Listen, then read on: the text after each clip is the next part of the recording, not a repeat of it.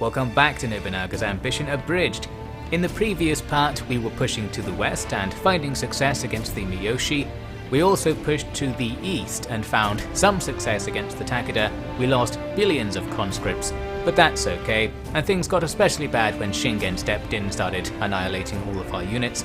But ultimately we just about outnumbered them, and we've pushed through most of their territory at this stage.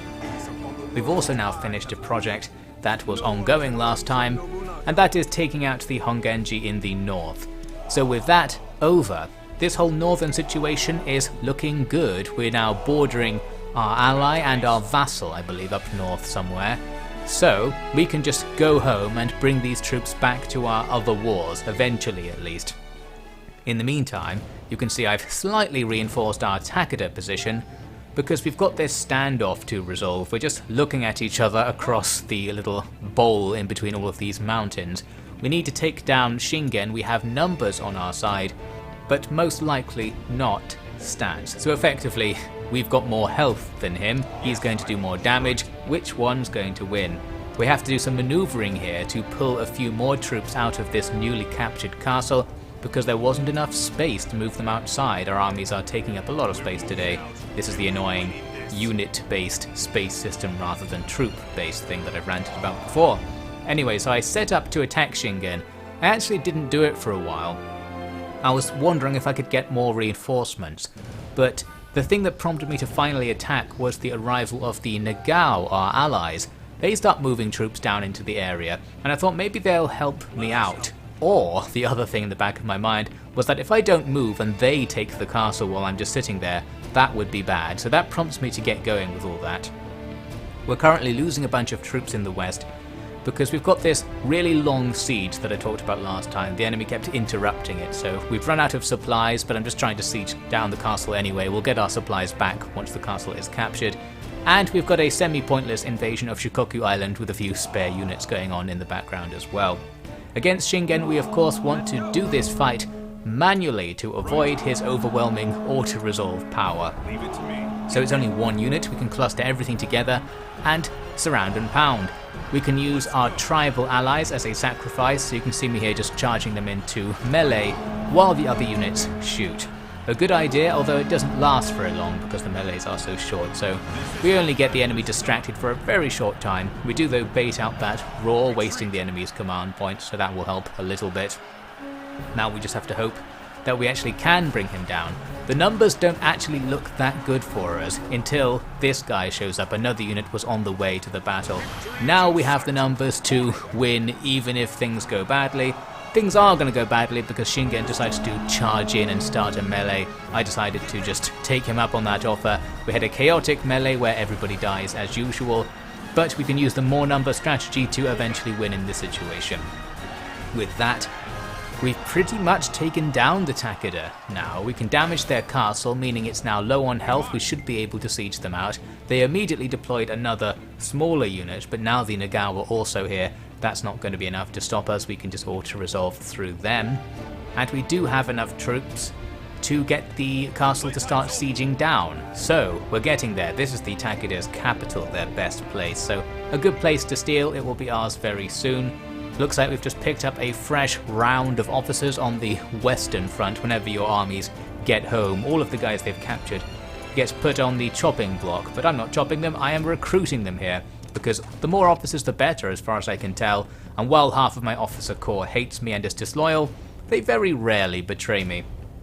Now here's me experimenting with the provinces system. We got to the point when I'm not allowed to control all of my castles, either because I have too many or they're too far away from our capital, or perhaps some combination of the two. And the game was telling me to create a province, so I decided to create a province over here in the west. It's Awaji Island and the western coast, a few of the places we've taken recently from the Miyoshi. A province is kind of like another faction that you create, like a vassal faction. So you nominate which places are going to be in this province, and then you nominate who is the leader of it. In this case, we're going to make OffyD the leader, obviously our most trustworthy retainer, so he will do well as the new regent of OffyD province, as the game calls it. So now these castles over here are kind of outside of our control. We can't choose what to build there, we can't spend money to improve their economies. The AI will be deciding whether or not to do that for us in this case. What we can do instead is give them a vague goal, so we can say the province needs to invade this location or protect some other location, that sort of thing. So essentially you're just delegating part of your own faction to one of your retainers and they'll run it for you, they'll fight battles and stuff even if you don't give them any orders. So that's quite nice. I wasn't entirely happy with losing control, but thinking about it, it's kind of authentic, isn't it, to have lesser retainers in your domain be given power and do things on their own, and you just have to sort of wrangle them and hope things don't go too far wrong. It's more realistic at the very least. And I suppose as your empire gets bigger and bigger, it probably is easier to micro if you just start telling the AI to attack, and they'll probably work it out because you have so much strength. In this case, we are using some of OffyD's new troops, including the famous traitor Mitsuhide Akechi, to finish off the Psycho clan over there. That's all going to be fine. I noticed though that our Nagao allies are attacking the final Takeda castle in the south, which I also wanted to take. I immediately sent one of my units to go and quote-unquote help with that fight. We'll get back to it in a second.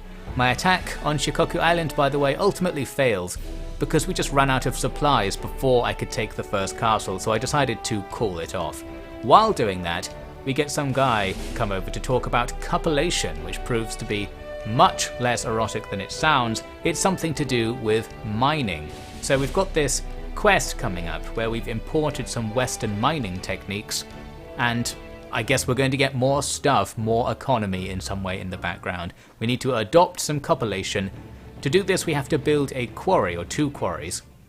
It took me an extremely long time to work out how to build a quarry. It required actually learning how the economy system works. I won't bother explaining it here, it just wasn't completely obvious. You can't build anything anywhere in this game, you have to meet certain conditions. Now here's the real steal. We come down with all of my troops after taking that Takeda palace to be involved in the Nagao siege of the final castle, and it just so happens that we managed to get quite involved. We get 2 of our units in there, and when the siege is over, it ends up going to us. I mentioned before in this campaign that I didn't know how it determines which faction gets it when multiple clans are besieging the same castle. Lots of people suggested ideas that seem to be contradictory, so I don't know if there really is a distinctive or definitive answer, but basically, we get it, and that's perfect. The war with the Takeda has eventually come to a perfect conclusion. It all went our way, it was just very messy along the way. But of course, the things we were losing were just conscripts and they're barely human. They'll come back soon enough anyway. So I think it was all the right thing to do in retrospect. After all this fighting, I'm finally going to chill for a little bit, because we don't really have anything pressing to do. We could just keep attacking our neighbours, we could attack the Hojo in the east and the Miyoshi more in the west, but I thought, well, we're a pretty big faction now, maybe it's time to finally do some economy stuff, which for the most part I'd been ignoring. One thing we can do is use our surplus population to add extra districts to towns like right here, which just increases their output in everything, which is handy. And you have to kind of strategically lay them out, because the buildings you put in some districts affect the ones adjacent to them. So if you really micromanage every single location, you can maximize their output. I wasn't doing it in that much detail, just sort of vaguely thinking about it. But I essentially haven't built anything in my domain. I haven't really been doing the economy very much in the background at all. So we've got a lot to do. Here you can see opening the build menu makes every single settlement flash, meaning they all have open building slots. Basically each place will have something like 3 to 8 building slots, and each slot can have a chain of buildings built in it. So there's a lot to do. I decided to basically sit down one weekend morning and go through everything and just build all of the buildings in all of our slots at once. So we're going to suddenly have an economic upswelling. Although it's not actually quite that simple. Firstly, we don't have enough labour to do it. We can afford to build everything at the same time, but there aren't enough people to actually do it. It's basically Saudi Arabia in here. Luckily, I can get some more labour power by adjusting my policies. I was already reducing my labour power, it turns out, using something that was supposed to increase my supply, regen, or something. pretty sure it didn't work, but that's out the window now, allowing us to build more stuff more of the time. Most of the stuff we're building won't immediately increase our money or supplies or anything like that. It will just increase our capacity to generate them, meaning we then have to do the generic economic boost investing thing which you do every turn, and it will just get boosted up to higher levels over time. I think, anyway, that's what it seemed to be doing. So, if we wait, we'll now become even stronger, is essentially the lesson, meaning we can chill some more. But I didn't want to do nothing at all. I did notice some action happening on the east edge of Shikoku Island. I thought, looks like my allies might actually capture some territory here. So I decided to order OffyD to think about trying to get in on that and stealing some of the territory for ourselves. And that's fire and forget. It's quite nice. I don't have to watch that. He can just do his thing and we'll check back and see if he succeeds later. You may remember we had a quest to get a globe and 10,000 guns. At last, the globe was for sale as a Western merchant shows up. So that's handy. We can also sell this guy a whole bunch of our spare provisions. We don't really need provisions if we're going to chill for a bit, so we can make massive sums of money by just selling them off. So there we go, obtain a globe accomplished. And this means we've now completed the Western trade boosting quest. It ends up turning into a self-aware moment of sorts, as the guy in this quest, the Westerner, is the same guy we just bought all this stuff off. And Nobunaga's like, have I seen you before? But the game has an excuse for not drawing a second Western model guy. It's that all Westerners look the same, so there you go. Which is sort of strange because of the way it draws Asian people as looking Western as well. It's all very confusing, the art style, but anyway. We're now going to give this guy a globe. Yes, it's the guy we just bought the globe off. We're giving it back as a present. But he says he already has one, so it all ends up being very awkward and confusing, but the long and short of it is it improves our relations with the Western traders. He gave us a bunch of free guns or something, which is always nice. And what I suppose this quest does is give you a background income. You do have an income source called foreign trade. I can't actually remember how you look at it, so I wasn't able to confirm what this quest did, but presumably we're just getting some free money in the background as a result of completing that quest. There's no sort of easy thing to drop down and see all of your sources of income. It tells you at the end of each month or something. Doesn't matter. We did it, and that's probably good. Moving on. We're at last living the dream, because as I chill, we can sit back and watch OffyD, the virtual one, play the game for me. At last, a game that will play itself. I've often mentioned that I would like this to be a feature in games, and here we literally are. I've created my own virtual avatar, and it's conquering this territory. I just have to watch. We have finally achieved peak gaming. And it all goes pretty well. During that process, we successfully built 2 quarries, so it's cupellation time. I'm sure many of you were waiting for that one to go through. Not quite sure what it does, but I think we get some more money or something in the background. Looks like OffyD is sacrificing our troops to make that siege happen. Good job, he has learned from the master. Here I am just checking out the general situation. I wanted to see, do we have any real rivals? And the answer is not really. If there was a triple alliance or more of other clans, we'd be in trouble, but as it stands, we are the #1 clan on the map. So there's not an enormous amount of pressure to do anything. Only the Hojo are anything like our rivals, and they are right next to us, meaning they could act on that, which is foreshadowing for what I'll talk about later. In the meantime, OffyD successfully grabs a castle for us, and we are not going to let the old man rest. We'll immediately send out new orders. Might as well just conquer all of the Miyoshi. I'm pretty sure they're virtually dead, because they've been at war with the Chosakabe clan, the other masters of the island, and have lost most of their troops. So it's all looking good. Back over here in the east, I was looking at the Imagawa and thinking we should probably kill them, not only to round out our territory, but to end the war from back in the first part where they conquered me in the original timelines of this game before I started again a couple of times. So here we go, we can attack them, and as it happens, on the very same turn that I decided to make this attack, the Tokugawa have deployed their troops to do the same thing. You might think I was inspired by them, and I've no way to prove it, but it was actually a pure coincidence. I came to look over here thinking let's do this attack.